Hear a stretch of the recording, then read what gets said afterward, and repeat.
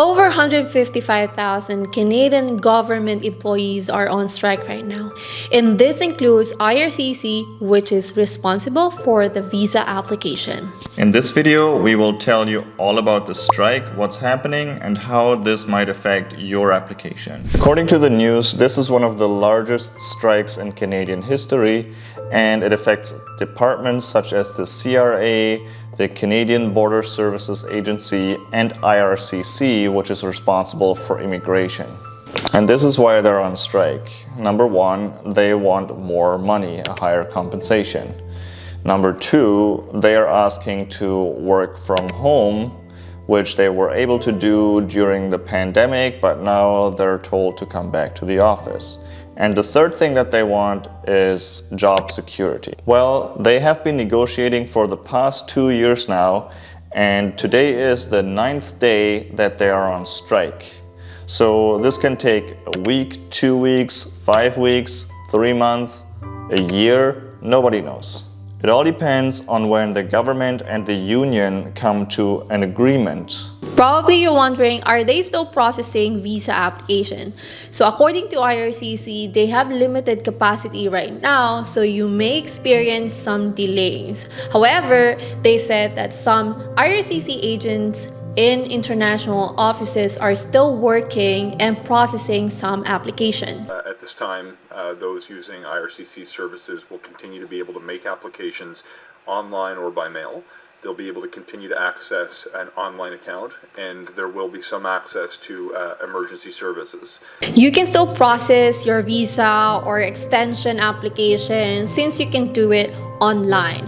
However, it's hard to say if it's going to take longer than usual. We don't know if it's going to affect you since we're expecting some delays. But so far, they're on their day 9 of the strike, so we have not experienced some delays with our students right now. Since we have many students now that are about to graduate, so you're about to apply for a postgrad work permit, so you can still apply online and you're gonna get the implied status, and that allows you to work while waiting for the results. So there's two main ways on how to follow up on your application. The first one is the IRCC web forums, where you send them a message and they state that here you can definitely expect some delays. The second way is to request your GCMS notes, and usually this takes about 30 to 40 days to receive. But now this will also have longer delays. Sometimes you can also ask them questions on social media, such as Twitter accounts or Facebook. They are stating that they're not answering to any of those requests right now. In some cases, you also need to submit your biometrics. Now, there can be delays when processing and collecting the biometrics, as this is also processed by government employees.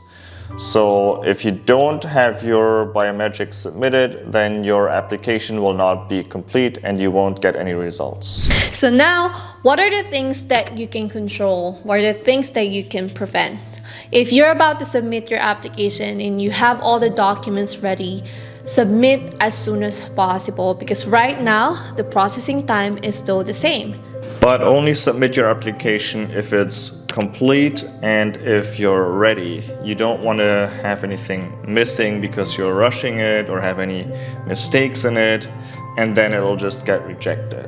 If you already submitted your application, and since we are expecting for some delay, then now contact your institution and check the policy, the deferral policy of the school.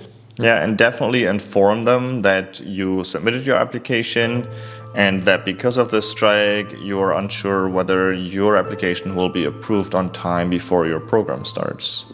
If you're in a planning stage, you can have the option to choose a program with many available intakes. So it is unfortunate to some people that some programs are only available during fall. So if you don't get your visa on time, let's say this year, September 2023, if you miss that, you have to wait for another year, which is September 2024, to start your program. So that's actually what happened to my sister, and this was during COVID, and she had to wait for another year and also extend her visa inside Canada because her visa is actually according to the letter of acceptance that she submitted initially. And overall, just make sure that you have everything ready. Don't cause any delays on your own. Get everything done, get your biometrics done, your medical. But also don't rush anything because of this, and don't make any quick uninformed decisions just because you think you have to submit it as fast as possible. Again, guys, we'll give you some updates. If you want to know more about this and about Canada, studying Canada, subscribe to our channel and watch the next video, and we'll see you in the next one. Bye, guys!